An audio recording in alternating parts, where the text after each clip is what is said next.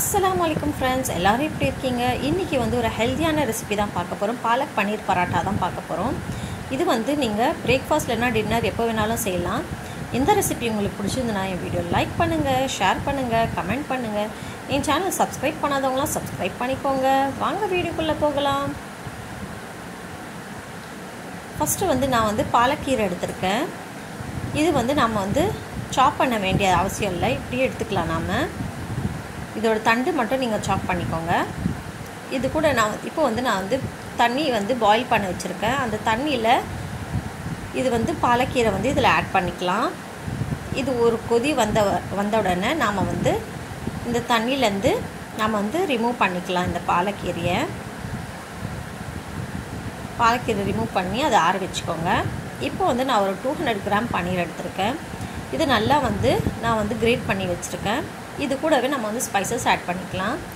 நான் வந்து ஒரு ஸ்பூன் அளவு சில்லி பவுடர் ஆட் பண்ணியிருக்கேன், 1/4 ஸ்பூன் அளவு பெப்பர் பவுடர், 1/4 ஸ்பூன் அளவு சில்லி ஃப்ளேக்ஸ், 1/4 ஸ்பூன் அளவு ஜீரகத்தூள், கொஞ்சமாக சாட் மசாலா, அதுக்கப்புறமா ட்ரை ரோஸ்ட் பண்ணி வச்ச கசூரி மேத்தி வந்து நல்லா க்ரஷ் பண்ணி ஆட் பண்ணிக்கோங்க. நீங்கள் வந்து ஸ்பைஸ் வேணான்னா நீங்கள் வந்து ரெட் சில்லி பவுடர் வந்து ஸ்கிப் பண்ணிக்கோங்க. இது வந்து நல்லா மிக்ஸ் பண்ணிக்கோங்க. மிக்ஸ் பண்ணிவிட்டு நான் வந்து சால்ட் ஆட் பண்ண மறந்துட்டேன். சால்ட்டும் கொஞ்சமாக ஆட் பண்ணிக்கோங்க. சால்ட்டும் ஆட் பண்ணிட்டு நல்லா வந்து மிக்ஸ் பண்ணி இது ஒரு ஓரமாக வச்சுருங்க. நல்லா ஈவனாக மிக்ஸ் பண்ணிவிட்டு இது வச்சிடலாம்.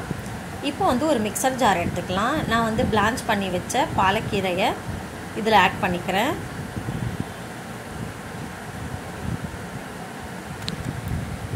இப்போ வந்து இது கூடவே நான் வந்து ஒரு பச்சை மிளகா ஆட் பண்ணிக்கிறேன். ஒரு 2 பல் பூண்டு ஆட் பண்ணிக்கோங்க.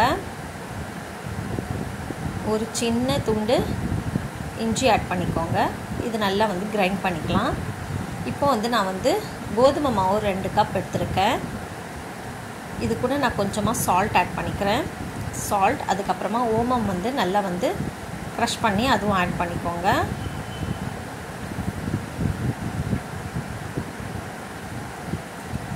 நல்லா ஆட் பண்ணி இதை ஒரு தடவை நல்லா மிக்ஸ் பண்ணிக்கலாம்.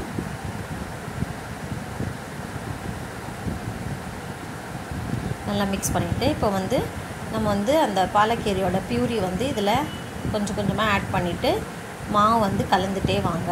இதுக்கு வந்து தண்ணி அவசியம் இல்லை, உங்களுக்கு தண்ணி தேவைப்பட்டால் நீங்கள் ஆட் பண்ணிக்கோங்க. ஃபஸ்ட்டு இந்த பாலக்கீரையை போட்டு நீங்கள் மாவு பிசைஞ்சிட்டே வாங்க. நல்லா சாஃப்டான டோ ரெடி ஆகிடுச்சு. சப்பாத்தி செய்கிற மாதிரி மாவு வந்து ரெடி பண்ணி வச்சுக்கோங்க. இப்போது இதில் நான் ஒரு குட்டி பால் எடுத்து இப்போ இதுக்கு நடுவில் வந்து பன்னீர் ஸ்டஃபிங் வந்து வச்சு நாம் வந்து நல்லா வந்து சப்பாத்தி தேய்க்கிற மாதிரி நல்லா தேய்ச்சி எடுத்துக்கோங்க.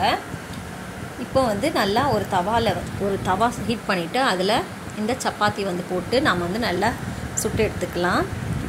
இது வந்து நீங்கள் பசங்களுக்கு லஞ்ச் பாக்ஸில் நீங்கள் கொடுத்து அனுப்பலாம். நல்லா டேஸ்ட்டாக சூப்பராக இருக்கும். பசங்க வந்து கீரைலாம் சாப்பிட மாட்டாங்க, அவங்களுக்கு இந்த மாதிரி செஞ்சு கொடுத்து பாருங்கள். நல்லா டேஸ்ட்டாக சூப்பராக இருக்கும்.